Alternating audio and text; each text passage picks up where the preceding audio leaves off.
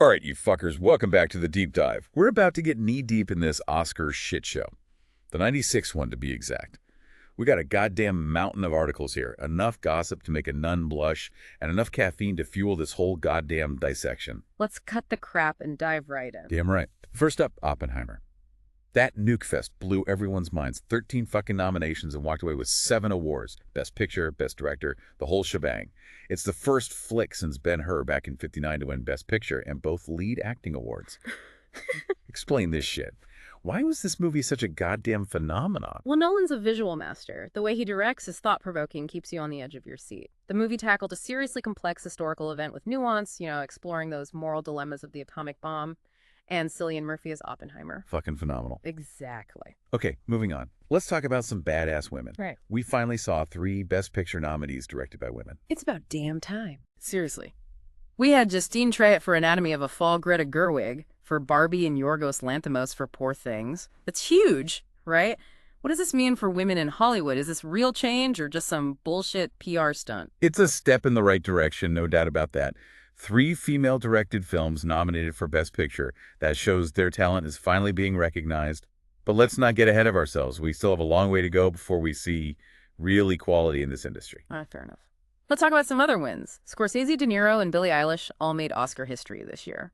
Scorsese, the old-school badass, became the oldest Best Director nominee ever at 81 De Niro. That legend snagged his first nomination in almost 50 years for Killers of the Flower Moon. And Billie Eilish, the queen of Gen Z angst, became the youngest person ever to win 2 Oscars. She won Best Original Song for What Was I Made For from Barbie. What's the deal with these wins? Do they actually mean anything? It's fascinating how these achievements reflect different generations of filmmaking. You've got Scorsese, the old guard, De Niro, his longtime collaborator, and then Eilish, the fresh new voice. It shows how Hollywood's always changing, but good storytelling never gets old. Speaking of breaking barriers, non-English language films made some serious moves this year. The Zone of Interest, a German, Polish, and Yiddish film, snagged Best Sound. And that Japanese monster flick, Godzilla -1, got Best Visual Effects. What's the takeaway here? It's a big fucking deal. This shows how global cinema is blowing up. The Academy's finally recognizing awesome films no matter the language. They're realizing that great cinema crosses all borders. All right, let's talk about diversity. Back in 2020, the Academy started pushing those diversity and inclusion standards for Best Picture contenders, making sure there were more women, people of color, LGBTQ+ folks involved. Did these rules actually change anything? Or is it just for show? It's a mixed bag, to be honest. We saw more diverse faces in some categories, like Best Director and Best Supporting Actress, but the Best Picture nominees, not as diverse as we might have hoped. It's too early to tell if these standards will stick or if they're just a temporary thing. Next up, the age-old question. Do big box office numbers mean you're going to win an Oscar? This year had some massive hits and some surprise indie darlings in the Best Picture race. What's the connection? Is there even one? Barbie was a box office monster, raking in a shit ton of cash, something like $636 million domestically. Oppenheimer wasn't far behind with $326 million. But films like The Zone of Interest and American Fiction prove that you don't need a blockbuster budget to get critical acclaim and awards recognition. Let's talk about the ceremony itself. The producers made some choices this year. They brought back Jimmy Kimmel to host for the 4th time. Guess they couldn't find anyone else.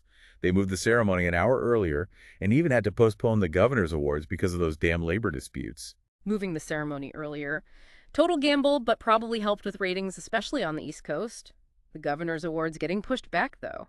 That shows you that even the Oscars can't escape the real-world bullshit of the industry. And speaking of real-world bullshit, that In Memoriam segment this year caused a shitstorm. Yeah, what the fuck was that about? Honoring Alexei Navalny, the Russian activist, but leaving out some big names? Did they just pull names out of a hat? Seems like the Academy wanted to make a political statement by including Navalny. But it pissed off a lot of people who thought it disrespected those who were left out. It shows you how even something like the In Memoriam can get caught up in political bullshit. What about that director, Jonathan Glazer? Using his acceptance speech for the Zone of Interest to call for peace in the Israel-Gaza conflict. Talk about a fucking buzzkill. Glazer's speech definitely got people talking. Some praised him for speaking out on an important issue, while others thought he should just shut the fuck up and stick to movies. It raises the question, should celebrities use their platform to get political, or should they just stick to entertaining us? I mean, those acceptance speeches can be fucking boring. At least he made it interesting. I'll give him that. Okay, let's shift gears for a sec. Remember the Governor's Awards? They had to reschedule that shit because of the labor disputes. Mel Brooks, Angela Bassett, and Cara Littleton finally got their honorary Oscars in January. Mel Brooks, that old fart. They're just giving those things out to anyone these days. Hey, the guy's a comedic legend. You can't deny that. And Angela Bassett, she's a damn icon, Carol Littleton. She's edited some of the most iconic films out there. They deserve some recognition. Fine, I guess even some of these old-timers have done some cool shit. What about that Michelle Satter person? They gave her some humanitarian award for supporting indie filmmakers. What's that all about? The Jean Hersholt Humanitarian Award. It's a big deal. They gave it to Satter for championing all those up-and-coming filmmakers. You know, those folks making movies outside the big studio system. Shows the Academy isn't just about blockbusters. They're recognizing the importance of those smaller independent films that push boundaries and tell different kinds of stories. So we've talked about the winners, the losers, the snubs, the speeches, even dove into some political crap and labor disputes. Is there anything else we need to dissect about this Oscar shit show? I think the 96th Oscars were a real mixed bag, just like Hollywood itself. We saw some amazing films, some groundbreaking wins, and a whole lot of bullshit drama. So what's the bottom line here? What should our listener be thinking about after all this Oscar crap? Think about this. Movies have the power to make you laugh, cry, think, and even piss you off. They can challenge your beliefs, open your mind to new ideas, and even inspire you to make a change. The Oscars, for all their flaws, are a way of celebrating that power, recognizing the people who make those stories come to life. So you're saying even in all the glitz and glamour, those fancy dresses and fake smiles, there's some real substance to be found in these Oscars. Exactly. Look, Hollywood's a fucked up place, but there are some truly talented people making incredible films. The Oscars are just one way of shining a light on their work, even if it's surrounded by a whole lot of bullshit. All right, I do that.